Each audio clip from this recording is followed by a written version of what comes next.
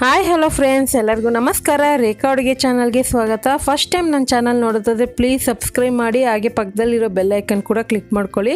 ಬನ್ನಿ, ಇವತ್ತೊಂದು ಡಿಫ್ರೆಂಟಾಗಿ ಕ್ಯಾಪ್ಸಿಕಮಲ್ಲಿ ಚಿತ್ರಾನ್ನ ಮಾಡೋದು ತೋರಿಸ್ಕೊಡ್ತೀನಿ. ತುಂಬಾ ಸಿಂಪಲಾಗಿ ಬೆಳಗಿನ ತಿಂಡಿಗೆ ಈಸಿಯಾಗಿ ಮಾಡ್ಕೊಬೋದು. ನೀವೆಲ್ಲ ಥರದ ಚಿತ್ರಾನ್ನ ಟ್ರೈ ಮಾಡಿರ್ತೀರ, ಆದರೆ ಈ ಥರ ಚಿತ್ರಾನ್ನ ಒಂದ್ಸರಿ ಟ್ರೈ ಮಾಡಿ ನೋಡಿ. ಇದಕ್ಕೆ ಬೇಕಾಗುವ ಇಂಗ್ರೀಡಿಯೆಂಟ್ಸು, ನಾನಿಲ್ಲಿ 1/4 kg ಆಗೋಷ್ಟು ಅಕ್ಕಿನಲ್ಲಿ, ನಾರ್ಮಲ್ ಸೋನಾ ಮಸೂರಿ ಅಕ್ಕಿನಲ್ಲಿ ಅನ್ನ ಮಾಡಿ ಇಟ್ಕೊಂಡಿದ್ದೀನಿ ಉದ್ದುರಾಗಿ. ಇಲ್ಲಿ ನಾನು 3 ಥರ ಕ್ಯಾಪ್ಸಿಕಮ್ ಯೂಸ್ ಮಾಡ್ತಾ ಇದ್ದೀನಿ. ನಿಮ್ಗೆ ಯಾವ್ದು ಸಿಗುತ್ತೋ ಅದರಲ್ಲೇ ಚಿಕ್ಕ ಚಿಕ್ಕದಾಗಿ ಕಟ್ ಮಾಡ್ಕೊಳ್ಳಿ. ಹಾಗೆ ಇಲ್ಲಿ 1 ಈರುಳ್ಳಿನ ಕಟ್ ಮಾಡಿ ಇಟ್ಕೊಂಡಿದ್ದೀನಿ. ಸ್ವಲ್ಪ ಕರ್ಬೇವಿನ ಸೊಪ್ಪು ಬೇಕಾಗುತ್ತೆ ಒಗ್ಗರಣೆಗೆ. ಕಡಲೆಬೇಳೆ 1 ಟೇಬಲ್ ಸ್ಪೂನ್ ತೊಗೊಂಡಿದ್ದೀನಿ. ಒಂದು 5 ರಿಂದ 6 ಹಸಿಮೆಣಸಿನ್ಕಾಯಿನ ಕಟ್ ಮಾಡಿ ಇಟ್ಕೊಂಡಿದ್ದೀನಿ.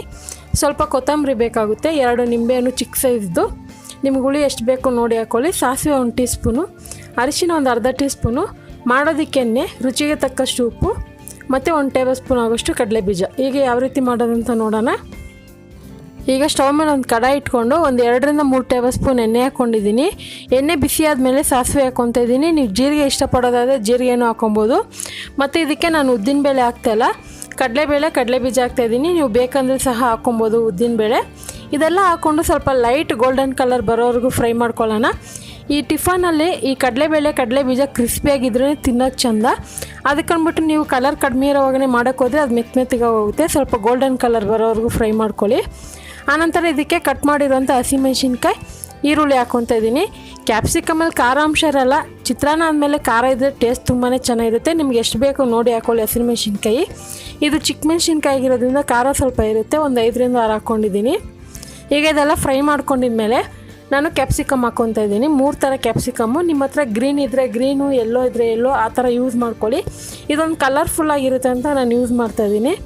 ಹಾಗೆ ಸ್ವಲ್ಪ ಕರ್ಬೇವಿನ ಸೊಪ್ಪು ಹಾಕ್ಕೊಂಡು ಜಸ್ಟ್ ಒಂದು 2 ನಿಮಿಷ ಫ್ರೈ ಮಾಡಿಕೊಂಡ್ರೆ ಸಾಕು. ತುಂಬ ಹೊತ್ತು ಫ್ರೈ ಮಾಡಬೇಕಂತೇನಿಲ್ಲ.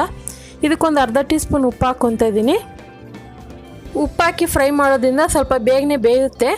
ಅದಕ್ಕಂದ್ಬಿಟ್ಟು ನೀವು ಕ್ಯಾಪ್ಸಿಕಮ್ನ ಪೂರ್ತಿ ಸಾಫ್ಟಾಗಿ ಆಗೋವರೆಗೂ ಬೇಯಕ್ಕೆ ಬಿಡಬೇಡಿ. ನಾರ್ಮಲ್ ಈರುಳ್ಳಿನ ಯಾವ ಥರ ಫ್ರೈ ಮಾಡ್ತೀರೋ ಅದೇ ರೀತಿ ಕ್ಯಾಪ್ಸಿಕಮ್ನು ಫ್ರೈ ಮಾಡ್ಕೊಳ್ಳಿ. ಈಗ ಇದು ಚೆನ್ನಾಗಿ ಫ್ರೈ ಆದಮೇಲೆ ಇದಕ್ಕೆ ಅರಿಶಿನ ಪುಡಿ ಹಾಕ್ಕೊತಾ ಇದ್ದೀನಿ. ನೀವು ಬೇಕಂದರೆ ವೈಟ್ ಕಲರಲ್ಲೂ ಮಾಡ್ಕೊಬೋದು. ವೈಟ್ ಕಲರ್ ಮಾಡಿದ್ರೆ ನಿಮ್ಗೆ ಹಾಕಿರೋಂಥ ಕ್ಯಾಪ್ಸಿಕಮ್ ಕಲರ್ ಎತ್ತು ಕಾಣಿಸುತ್ತೆ. ನೀವು ನಾರ್ಮಲ್ ಚಿತ್ರಾನ್ನ ಫ್ಲೇವರೇ ಬೇಕಂದರೆ ನೀವು ಅರಿಶಿನ ಪುಡಿ ಹಾಕಲೇಬೇಕು. ಈಗ ಮಾಡಿರೋಂಥ ಅನ್ನ ಹಾಕ್ಕೊತಾ ಇದ್ದೀನಿ. ಸ್ಟವ್ನ ಲೋ ಫ್ಲೇಮಲ್ಲಿ ಇಟ್ಕೊಳ್ಳಿ. ಅನ್ನ ಹಾಕೋವಾಗ ಅನ್ನನ ನಾನು ಪಾತ್ರೆಯಲ್ಲಿ ಮಾಡಿರೋದ್ರಿಂದ ಉದುರಾಗಿದೆ. ನೀವೇನಾದರೂ ಕುಕ್ಕರಲ್ಲಿ ಮಾಡಿದ್ರೆ ಮುಂಚೆನೇ ಒಂದು ಪ್ಲೇಟಿಗೆ ಹಾಕಿ ತಣ್ಣಗೆ ಹಾಕಿಬಿಡಿ, ಆವಾಗ ಅನ್ನ ಉದುರಾಗಿ ಬರುತ್ತೆ. ಈಗ ಇದನ್ನೆಲ್ಲ ಚೆನ್ನಾಗಿ ಮಿಕ್ಸ್ ಮಾಡ್ಕೊತೀನಿ. ಮಸಾಲೆ ಜಾಸ್ತಿ ಆಯಿತು ಅಂದರೆ ಇನ್ನೊಂದು ಸ್ವಲ್ಪ ಅನ್ನ ಎಕ್ಸ್ಟ್ರಾ ಹಾಕ್ಕೊಳ್ಳಿ. ನಿಮ್ಗೆ ಅವಾಗ ಮಸಾಲೆ ಲೈಟ್ ಅನಿಸುತ್ತೆ. ಡಾರ್ಕ್ ಆಗಬೇಕಂದ್ರೆ ಡಾರ್ಕಾಗೂ ಹಾಕ್ಕೊಬೋದು. ಹಾಗೆ ಇದಕ್ಕೊಂದು ಸ್ವಲ್ಪ ಉಪ್ಪು ಕೊತ್ತಂಬರಿ ಹಾಕ್ಕೊತಾ ಇದ್ದೀನಿ. ನಿಮ್ಗೇನಾದರೂ ಡಿಫ್ರೆಂಟಾಗಿ ಬೇಕಂದರೆ ತೆಂಗಿನಕಾಯಿ ತುರಿ ಇದ್ರೇನು ಹಾಕ್ಕೊಬೋದು. ಕೊನೆಯಲ್ಲಿ ನಾನು ಸ್ಟವ್ ಆಫ್ ಮಾಡಿ ನಿಂಬೆ ರಸ ಹಾಕ್ಕೊಂಡು ಚೆನ್ನಾಗಿ ಮಿಕ್ಸ್ ಮಾಡ್ಕೊತೀನಿ. ಈ ಥರ ಚಿತ್ರಾನ್ನ ನೀವು ಇವತ್ತು ಮಾಡಿದ್ರೆ ನಾಳೆ ಗಂಟೆ ಇಟ್ಕೊಂಡು ತಿನ್ಬೋದು. ಈ ಗೊಜ್ಜು ಮಾಡಿ ನೀವು ಫ್ರಿಜ್ಜಲ್ಲಿ ಒಂದು 3-4 ದಿವಸವರೆಗೂ ಇಟ್ಕೊಂಡು ತಿನ್ಬೋದು. ಫ್ರಿಜ್ಜಲ್ಲಿ ಹೊರಗಡೆ ಅಂದರೆ ಇಷ್ಟು ಚೆನ್ನಾಗಿರಲ್ಲ, ಈರುಳ್ಳಿ ಹಾಕ್ತಿರಲ್ವ.